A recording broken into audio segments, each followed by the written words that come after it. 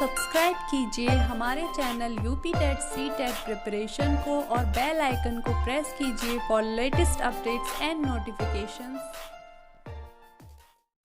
Hello friends, welcome to our YouTube channel UP TET CTET preparation. Friends, जैसा कि आप लोग इस बात से अवगत हैं कि आप लोगों के डीएलएड सेकेंड सेमेस्टर के मैथ्स का एग्ज़ाम 25 नवंबर यानी कि कल होने वाला है। अब आप लोगों के पास ज़्यादा समय नहीं है और हम अपनी वीडियोस के माध्यम से आपकी तैयारी को 25 में से 25 मार्क्स लाने के लिए पूरी तरीके से कोशिश कर रहे हैं। फ्रेंड्स, इसके लिए हमने मैथ्स की काफ़ी सारी वीडियोस को बनाया है। हम डेली एक सीरीज़ को कंप्लीट कराते हैं। अगर आपने अभी तक उन वीडियोस को नहीं देखा है तो प्लीज़ उन वीडियोस को देख लीजिए। उनकी लिंक हमने आपको डिस्क्रिप्शन बॉक्स में दे दी है। फ्रेंड्स, आज की वीडियो में भी हम काफ़ी इंपॉर्टेंट क्वेश्चंस को करने वाले हैं, तो आप इस वीडियो को लास्ट तक ज़रूर देखिएगा। आज का हमारा पहला क्वेश्चन है, किसी संख्या को 13 से भाग देने पर भागफल 13 तथा शेष 12 आता है, तो संख्या बताइए। तो फ्रेंड्स, इसमें बताया गया है कोई संख्या है जिसको अगर हम 13 से भाग करें तो हमें जो भागफल होता है वह 13 प्राप्त होता है और शेष 12 होता है। तो सबसे पहले फ्रेंड्स हम बात कर लेते हैं कि भागफल, शेषफल, संख्या ये कैसे होता है। जैसे कि आप लोग जानते हैं, हम इस तरीके से भाग देते हैं तो यहाँ जो संख्या होती है वह भाज्य होती है। इस संख्या में जिससे हम भाग देते हैं वह हमारा भाजक कहलाता है और भाग देने के बाद जो आता है वह यहाँ पर हमारा भागफल होता है और भाग करने के बाद जो बच जाता है वह हमारा शेषफल होता है। यानी फ्रेंड्स, हम इस प्रकार से कह सकते हैं कि जिस संख्या में भाग दिया जाता है वह भाज्य होती है, जिस संख्या से भाग दिया जाता है वह हमारा भाजक कहलाता है और भाग देने के बाद जो आंसर आता है आप लोगों का वह आपका भागफल होता है और जो भाग देने से बच जाता है वह आपका शेषफल कहलाता है। तो फ्रेंड्स, इन्हीं चारों के बेसिस पे एक फॉर्मूला बनता है जो कि है आपका भाज्य बराबर भाजक गुणे भागफल प्लस शेषफल। तो यही आपका फॉर्मूला होता है, भाज्य बराबर भाजक गुणा भागफल प्लस शेषफल। तो इसी फॉर्मूले से आपको इस क्वेश्चन को सॉल्व करना है। जैसे कि हमने यहाँ पे फॉर्मूला रखा हुआ है, भाज्य बराबर भाजक गुणा भागफल प्लस शेषफल। तो फ्रेंड्स, इसमें दिया गया किसी संख्या को 13 से भाग देने पर, यानी कोई संख्या है जो कि हमारा भाज्य कहलाएगी, 13 से भाग दे रहे हैं यानी जिससे भाग देते हैं वह हमारा क्या होता है, वह हमारा भाजक होता है जो कि 13 है और भाग देने पे हमारा भागफल कितना आ रहा है, वो भी 13 ही आ रहा है और शेषफल क्या बचता है, वह हमारा 12 बचता है। तो फ्रेंड्स, जब 13 मल्टीप्लाई बाय 13 करेंगे तो हमारा यहाँ पे 169 आ जाएगा, प्लस 12 करेंगे तो इन दोनों को जोड़ा तो यहाँ पे 181 आ जाएगा। यही आपका आंसर होगा। यहाँ पे वह संख्या पूछी गई है यानी आपसे यहाँ पे भाज्य पूछा गया है, यही आपका आंसर होगा। अब फ्रेंड्स, हमारा क्वेश्चन नंबर 2 है, एक आयताकार मैदान का क्षेत्रफल 1.5 हेक्टेयर है। यदि उसकी एक भुजा 150 मीटर है तो दूसरी भुजा बताइए। तो फ्रेंड्स, सबसे पहले आपको क्या करना होता है, सबसे पहले आपको ये चीज़ देखनी होती है कि जो आपको क्वेश्चन दिया गया है उस क्वेश्चन की क्या यूनिट सेम है। तो नहीं, क्योंकि यहाँ पे जो हमें भुजा दी गई है वह मीटर में दी गई है और जबकि जो क्षेत्रफल दिया गया है वह आपको हेक्टेयर में दिया गया है। तो फ्रेंड्स, सबसे पहले आपको क्वेश्चन में यही चेक करना होता है, जो क्वेश्चन में हमको डिजिट्स दी गई हैं, जो हमको वैल्यूज़ दी गई हैं, क्या उनकी यूनिट सेम है।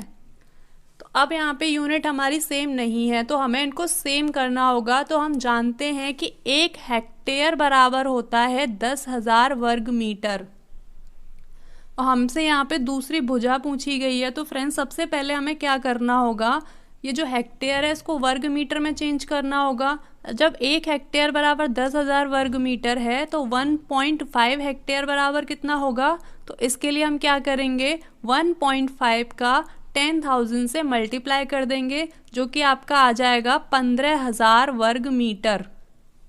ये कर लेने के बाद फ्रेंड्स, हम जानते हैं कि जो आयत का क्षेत्रफल होता है वह होता है लंबाई गुणे चौड़ाई।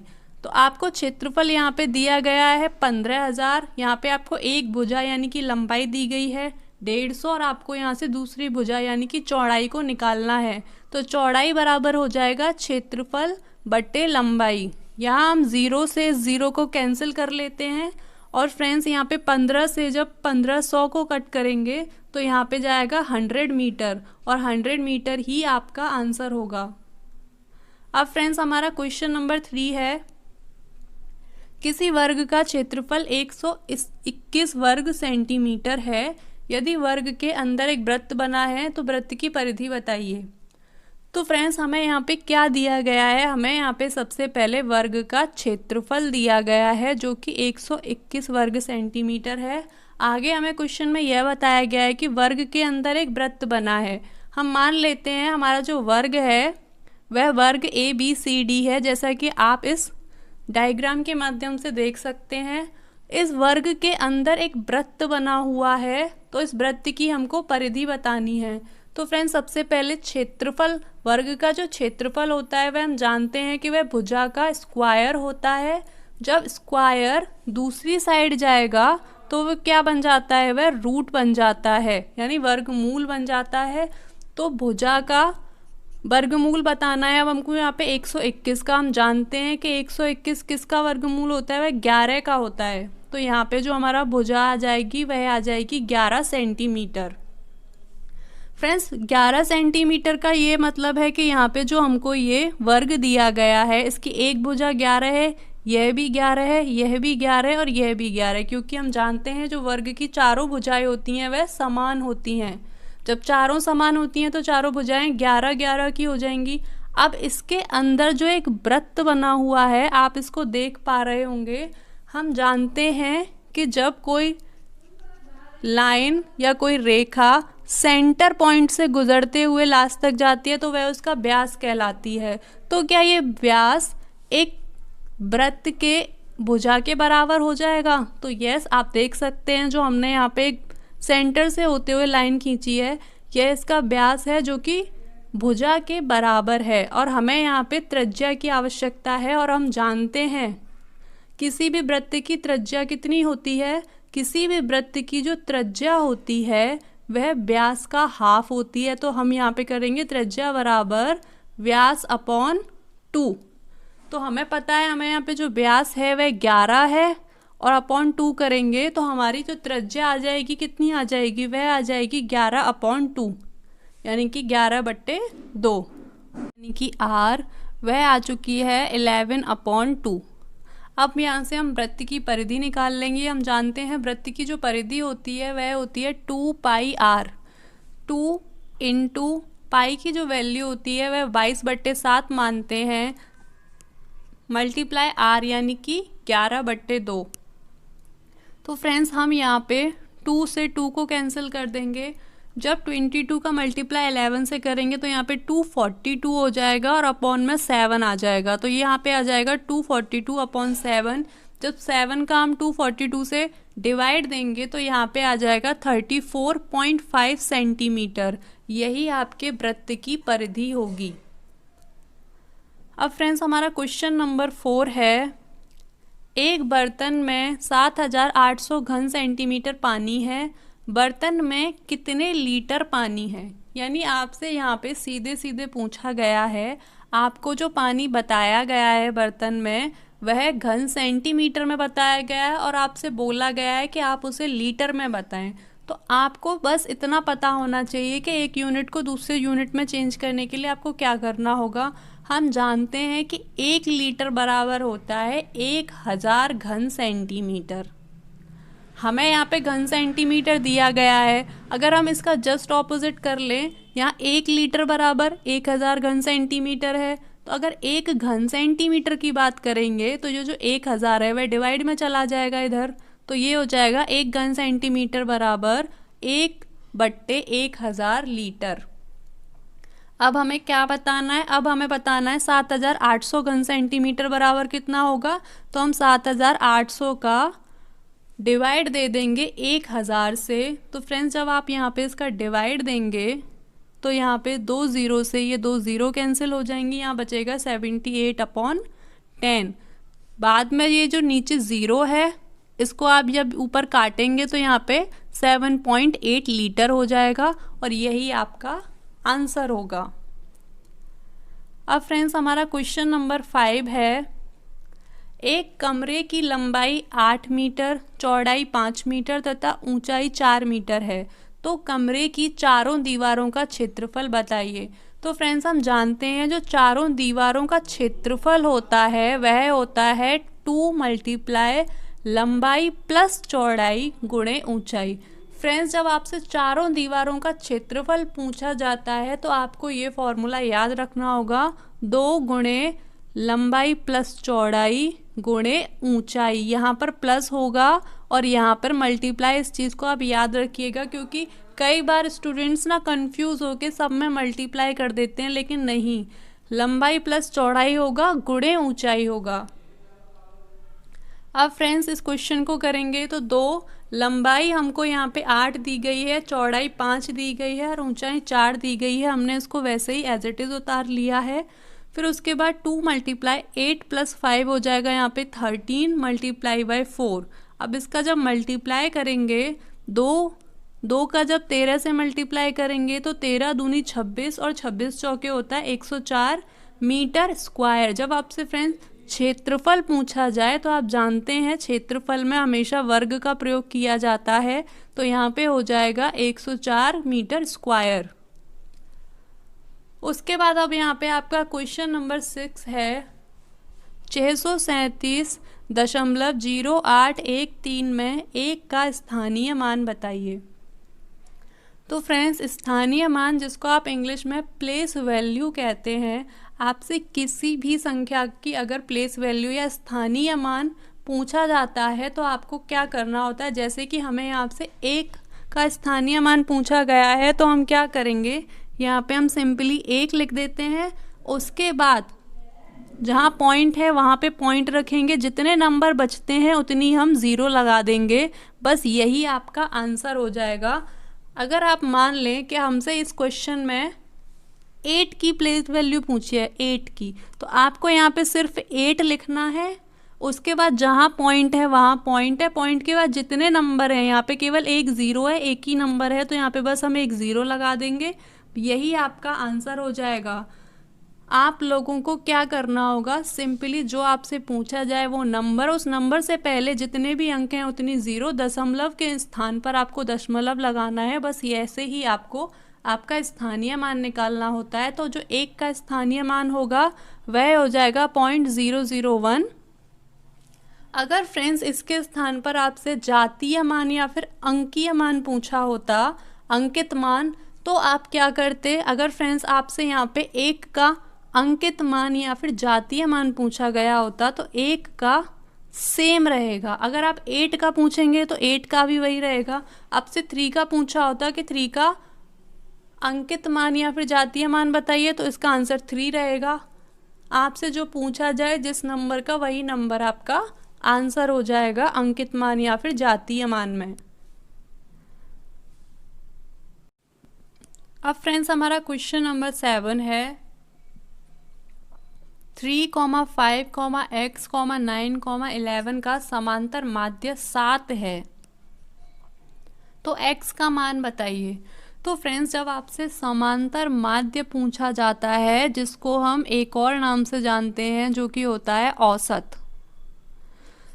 और समांतर माध्य का जो फॉर्मूला होता है आंकड़ों का योगफल बट्टे आंकड़ों की संख्या, इसको हम औसत भी कह सकते हैं। अगर इस क्वेश्चन में पूछ लिया होता 3, 5, x, 9 और 11 का औसत बताइए, तब भी आप यही फॉर्मूले का यूज़ करते।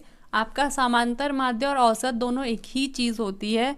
तो फ्रेंड्स समांतर माध्य निकालने के लिए हमें क्या करना होता है, आंकड़ों का योगफल, यानी कि जो हमारा 3, 5, x, 9 और 11 है, इसको हम जोड़ देंगे, इनका योग बताना है, बट्टे आंकड़ों की संख्या, यानी कि ये कितने टोटल आंकड़े हैं। यानी आप देख सकते हैं 1, 2, 3, 4, 5, हमें टोटल 5 नंबर्स दिए गए हैं, तो आपके आंकड़ों की संख्या कितनी हो जाएगी, यहाँ पे आंकड़ों की संख्या हो जाएगी 5। फ्रेंड्स आपका समांतर माध्य था क्वेश्चन में 7। अब इन सबको जब ऐड कर देंगे तो यहाँ पे हो जाएगा 28 + x/5। अब ये जो 5 डिवाइड में है, जब ये इस साइड जाएगा तो ये यहाँ पे मल्टीप्लाई में हो जाएगा 7 के साथ। फिर आपको क्या करना होगा, ये इसके साथ मल्टीप्लाई में चला जाएगा तो 7 5 जा होता है 35, यहाँ पे हो गया 35। 28 x के साथ प्लस में है, जब ये दूसरी साइड जाएगा तो ये यहाँ पे माइनस में हो जाएगा तो x बराबर हो जाएगा 35 माइनस 28, तो हमारे जो x की वैल्यू आ जाएगी वह आएगी 7। यही आपका आंसर होगा। अब फ्रेंड्स हमारा क्वेश्चन नंबर 8 है, 4/14 के समतुल्य 4 परिमेय संख्याएं बताइए। तो फ्रेंड्स आप जानते हैं परिमेय संख्याएं वे होती हैं जिनको आप x/y की फॉर्म में लिख सकते हैं, जहाँ पे y is not equal to 0 होता है। आपको एक फ्रैक्शन की फॉर्म में परिमेय संख्याएं बतानी है 4, जो कि कैसी होनी चाहिए, समतुल्य होनी चाहिए, यानी कि इक्विवेलेंट, यानी कि बराबर या फिर समान होनी चाहिए। तो उसके लिए आपको क्या करना पड़ेगा, जैसे कि हम मान लेते हैं जो हमारा 4/14 है, इसमें हम ऊपर और नीचे सेम संख्या से मल्टीप्लाई कर देते हैं। तो 4 2 जा 8 एंड 14 2 जा 28, तो ये आपकी एक समतुल्य परिमेय संख्या हो जाएगी। आप 4/14 में 5 से मल्टीप्लाई कर दीजिए, यानी जो आपको अंश में और हर में सेम संख्या से मल्टीप्लाई करके आपको जो भी अंक प्राप्त होगा वह आपकी समतुल्य संख्या होगी। तो आप इस तरीके से 4 समतुल्य संख्याएं निकाल सकते हैं। जैसे कि आप देख सकते हैं, जब 4 और 14 में 3 से मल्टीप्लाई करेंगे तो 12/43 आएगा, 4 से मल्टीप्लाई करेंगे तो 16/56 आएगा और 5 से मल्टीप्लाई करेंगे तो 20/70 आएगा। अब फ्रेंड्स हमारा क्वेश्चन नंबर 9 है, वह छोटी से छोटी संख्या ज्ञात करें जिसमें यदि 3 जोड़ दें तो वह 36, 45, 50 से अलग अलग विभाजित हो जाए। तो फ्रेंड्स जैसा कि आप इस क्वेश्चन में पढ़ सकते हैं, वह छोटी से छोटी संख्या, इससे ही आप समझ गए होंगे कि यहाँ पर आपको क्या करना होगा, 36, 45 और 50 का एलसीएम निकालना होगा। और फ्रेंड्स एलसीएम किस प्रकार से निकालते हैं ये आप बहुत अच्छे से जानते हैं। तो इनका जो एलसीएम होगा वह 900 होगा। अब फ्रेंड्स 900 एक ऐसी संख्या है जो 36, 45 और 50 तीनों से विभाजित हो जाएगी। लेकिन यहाँ पर हमें एक चीज़ और बताई गई है, ऐसी संख्या ज्ञात करें जिसमें यदि 3 जोड़ दें। इसमें हमें 3 जोड़ेंगे तो फ्रेंड्स फिर ये नहीं हो पाएगा। अगर हम 900 से इन तीनों का डिवाइड दे रहे हैं 900 में तो अब तो कट जाएगा, लेकिन जब 3 और जोड़ देंगे तब ये नहीं हो पाएगा। तो इसके लिए हमें क्या करना पड़ेगा, 900 में से 3 को माइनस करना पड़ेगा। जब हम इसमें माइनस कर देंगे तो हमारा जो आंसर होगा 897 होगा। अब जब हम 897 में 3 को जोड़ देंगे तब हम इन तीनों से डिवाइड दे पाएंगे। तो आई होप फ्रेंड्स आपको ये सारे क्वेश्चंस अच्छे से समझ में आए होंगे। आपको किसी भी तरीके का कोई भी कन्फ्यूज़न हो तो आप हमसे कमेंट बॉक्स में कमेंट करके पूछ सकते हैं।